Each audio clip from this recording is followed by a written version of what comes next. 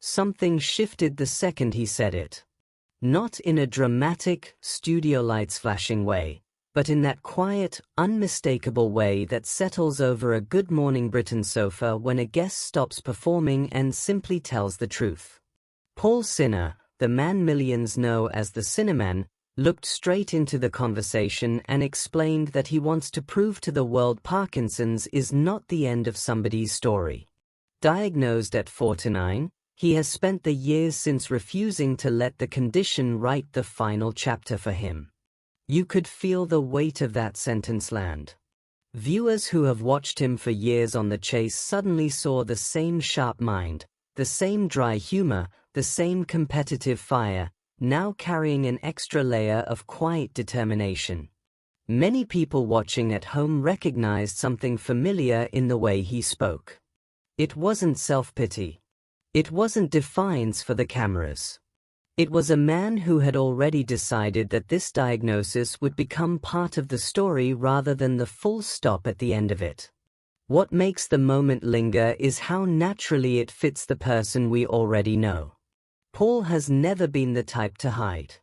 From the earliest days after his diagnosis, he chose openness, turning what could have remained private into material that connects.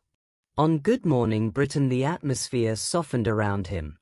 Presenters leaned in not with the usual morning show brightness but with the kind of attentive stillness that appears when someone is sharing something hard-won.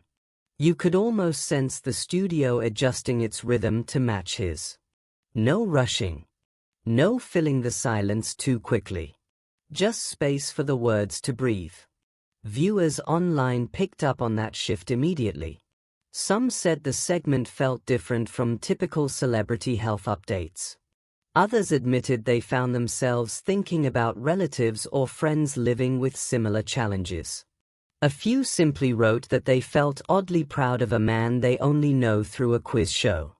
That reaction says a great deal about why certain television moments stay with people long after the credits roll. It is not the medical detail that embeds itself. It is the refusal to let a condition shrink a life that was already large and colorful. Paul has spoken before about the physical realities. The stiffness. The way laughter itself can become harder when muscles tighten. The medication that keeps him functioning at the level audiences expect. Yet every time he returns to the sofa, the dominant note is not struggle. It is continuity. He is still chasing, still writing, still performing, still finding comedy in the very thing that many would treat as pure tragedy.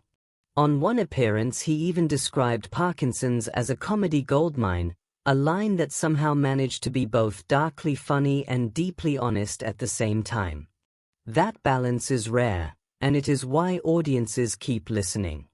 There is something quietly powerful in watching a public figure refuse the narrative that illness equals endings. Television has long specialized in stories of sudden diagnoses followed by inspirational recoveries or graceful exits. Paul's approach is messier and more interesting. He acknowledges the difficulty while insisting the story continues. He measures his own progress by whether he can still buzz in on The Chase and get the answer right. He talks about the fear of cognitive decline with the same matter-of-fact tone he once used to discuss obscure historical facts. The effect is strangely reassuring. It suggests that living fully does not require perfection. It requires persistence. Some viewers have admitted the interviews leave them thoughtful in unexpected ways. The man who once specialized in making contestants feel the pressure of the clock is now demonstrating a different kind of resilience under pressure. The studio lights that usually emphasize competition instead highlight something gentler, a person choosing, day after day, to keep showing up as himself. That choice resonates far beyond the quiz format or the morning show format. It speaks to anyone who has ever received news that rearranged their future and then had to decide what to do next. Perhaps that is why the conversation continues long after the segment ends. People are not simply reacting to a celebrity health update. They are responding to a demonstration of how a story can bend without breaking. Paul Sinha has made it clear he intends to keep writing new chapters. He wants the world to see that Parkinson's can be part of a life that remains full of quizzes, comedy, travel, and the ordinary business of living.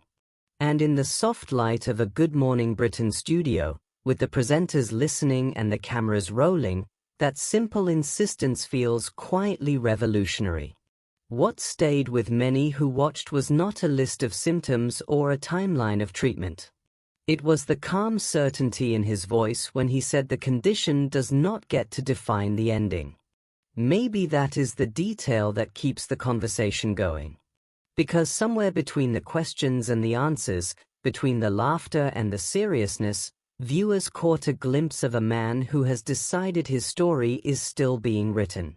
And that decision, more than anything else, is what makes the moment linger.